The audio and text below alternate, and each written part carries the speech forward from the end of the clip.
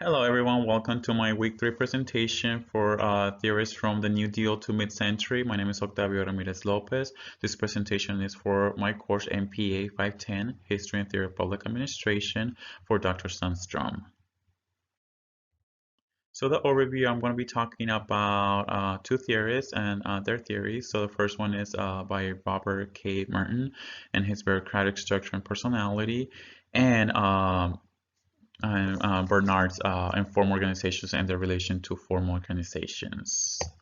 So to start with, this is basically just some illustrations about the certain ideas. So the left one deals with Mertens, and the second one is with Bernard's. So the first one with Mertens idea, excuse me, he had kind of built back on like Max Weber, the clear hierarchy, organizational chart, having a hierarchy of command. So basically, that's how it starts with, and then it goes from people within the bureaucratic system. They develop those personalities. They have those roles within an office. So, and then after they have settled, they kind of develop those patterns of behavior, um, functionally related to their job or role or their agency, and they also kind of develop this sense of authority or control where they have certain control over other people or over clients, or vice versa, where the clients feel they have control over us because we work for the public sector, and basically their taxes kind of fund our programs.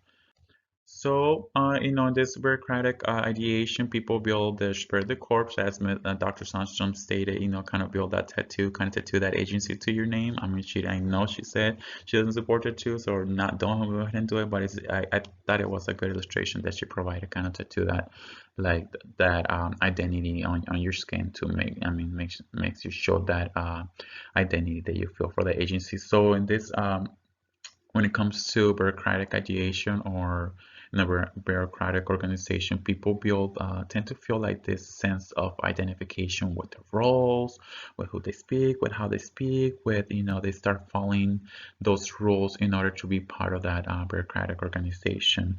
So we're gonna move on from there. So unfortunately, I feel then based on the book too, it feels that has three dysfunctional characteristics, and as I mentioned in the book, they are I'm going to start with the first one. So trained incapacity. So we kind of become ourselves make ourselves disabled to the point where we have developed this with these skills, but we're so focused on the agency, on our patterns, on following the rules, that we become incapacitated on applying these skills to different situations. So we kind of fail to adjust. The second one is professional psychosis. I'm sorry, occupational psychosis.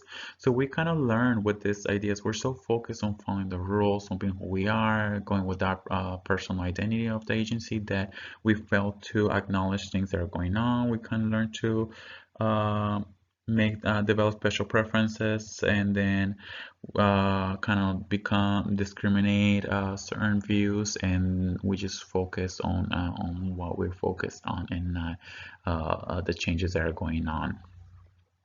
The third one is professional deformation. So with all found these roles, the kind of professionalism becomes kind of distorted,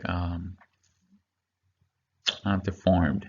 So for example, I'm gonna just present a situation that happened yesterday at my at work. So I have a client who I went to see, and again, I work for Adult Protective Services. So my office is together. We share offices with in-home support services. So the county did just develop this home line for the IHSS social worker, clients, to call that home line if they have to contact their social worker if they need to make any changes on their case. So they can no longer just walk into the lobby and request to speak to a social worker, but they have to call the home line and see if they can they'll create a ticket, and then a social worker, not their assigned social worker, but just a social worker from the home line, will talk to them, and they'll try to make those changes that the client wants to make.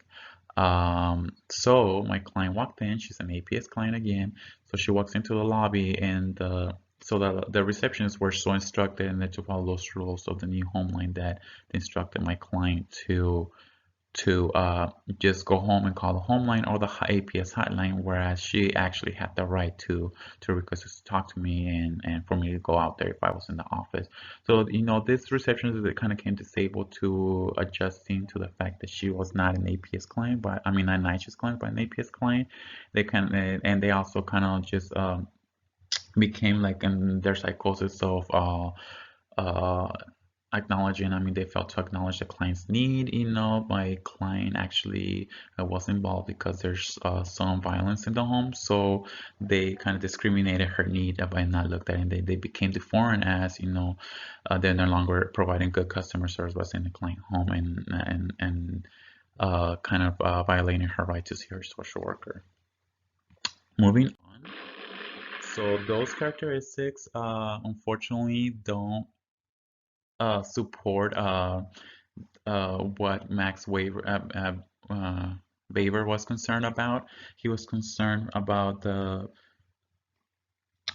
precision, reliability, and efficiency of an organization. So now with this, if we build those characteristics, we find ourselves unable to kind of meet those goals that he had. So in order to kind of meet those goals, I wanted to choose Chester Bernard's theory of informal organizations in relations to formal organizations. So basically, it's the belief, he had a belief that in order for a formal organization, they had to be informal. So basically, some informal interactions, informal channels of communication, and that those channels of communication should be available to everyone. So I feel with those, not everything has to be formal, but you can be informal and develop, kind of learn the what's of what's, the who's of who's, and the why's of why's, as stated in our book.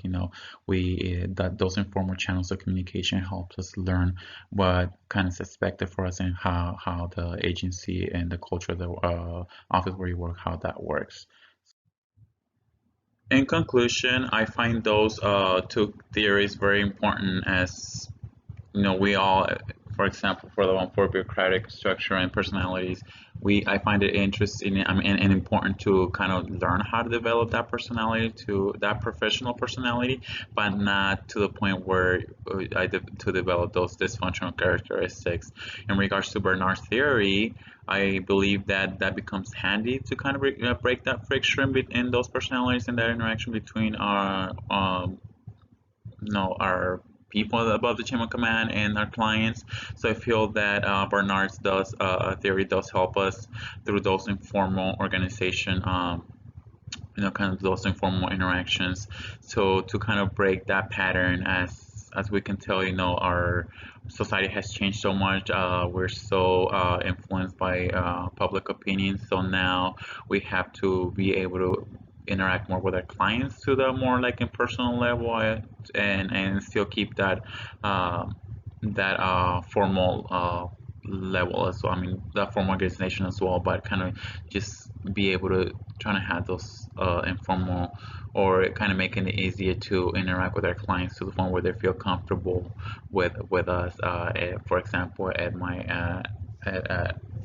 my type of job that I do, where I interact with a lot of clients and the people in need of vulnerable adults. So I need to make them feel comfortable to speak to me and not have that those personalities where, oh, I'm better than you, or have control over the situation, whereas I'm here to help you, we're here on the same level, and see how I can help you and have that kind of informal feeling of interaction. Here are the two references I used for my presentation. I'm looking forward to see all of you guys' presentations, and thank you for taking the time to see mine. You all have a great weekend.